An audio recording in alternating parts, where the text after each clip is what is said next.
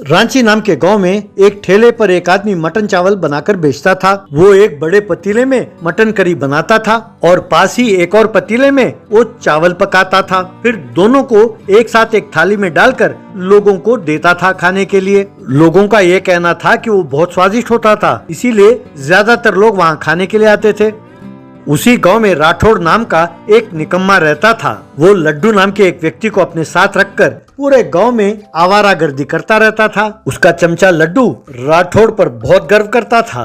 वे दोनों ठेलों के पास जाते थे और बेकार का खाना खाते थे, फिर फिल्म देखते थे, रात को शराब पीकर झूमते हुए घर लौटते थे। यही उनका हर दिन का काम था। क्योंकि सारा पैसा राठौड़ खर्च करता था, लड्डू उसके प्रशंसा का पुल बनता रहता था और राठौड़ मन ही मन फूलता जाता था।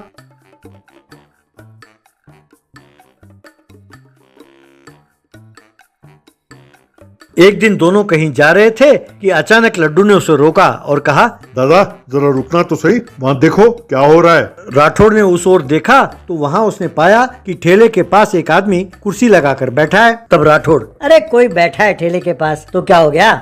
तब लड्डू, क्या बात हुई दादा, वो ऐसे कैसे बैठ सकता है। अरे इस गांव में आपका भी कोई नाम है, आप यहाँ से गुजर रहे हो तो उसे उठकर खड़ा होना चाहिए और आपको सलाम ठोकना चाहिए। बजाय इसके ये कुर्सी पर पैर पे पैर डाल के बैठा है। ये मुझसे देखा नहीं जाता। दादा आप जानते हो मेरे दिल को कितना ठेस पहुँचा है। राठौड़, दिल को ठेस पहुंचा है तो ठीक है, अब मुझे क्या करना होगा। लड्डू, कुछ खास नहीं दादा, बस 5 मिनटों के लिए आप उसके सामने एकदम ठाठ से बैठो, बस काफी है। तब राठौड़, अरे मूर्ख, वहाँ फिल्म का टाइम निकला जा रहा है, अब ये सब करने की क्या जरूरत है। तब लड्डू, अरे फिल्म का क्या है दादा, कभी भी देख सकते हैं, ये बहुत जरूरी है। तब राठौड़, अब तुम चाहते क्या हो, मैं जाकर उसके सामने बैठूं, इतना ही ना। चलो ठीक है। यार लड्डू, तुम मुझसे इतना प्यार करते हो। यूं कहकर उस आदमी के सामने एक स्टूल पर जा बैठा। बैठकर, क्यों, अब ठीक है ना।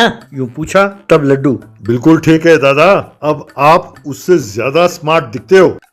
तभी सामने बैठा व्यक्ति अखबार खोलकर पढ़ने लगा। ये देखकर लड्डू, हाँ हाँ, हम भी ये सब नाटक जानते हैं। कहकर वो एक अखबार लेके आया और राठौड़ को देकर, दादा इसे पढ़ो, यूं कहने लगा।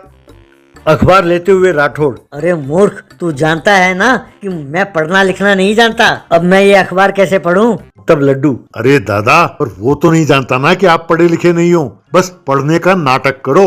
राठौड़ ने ठीक है कहा और अखबार पढ़ने का नाटक करने लगा। तभी उस आदमी ने अखबार पढ़ना बंद किया और उसे पास रखकर, एक मटन चावल का प्लेट देना, यूं कहा। तब ठेले वाले ने कहा, ठीक है साहब, अभी लीजिए। तभी लड्डू, सुनो, दादा के लिए स्पेशल मटन चावल बना कर देना, टेस्ट एकदम बढ़िया होना चाहिए। हाँ। तब ठेले वाले ने कहा, हाँ ठीक है साहब, ठीक है। तब राठौड़, ये हुई ना बात Laddu, I love you Laddu. यूं कहा। तभी सामने बैठे व्यक्ति ने पैर पर पैर डाला।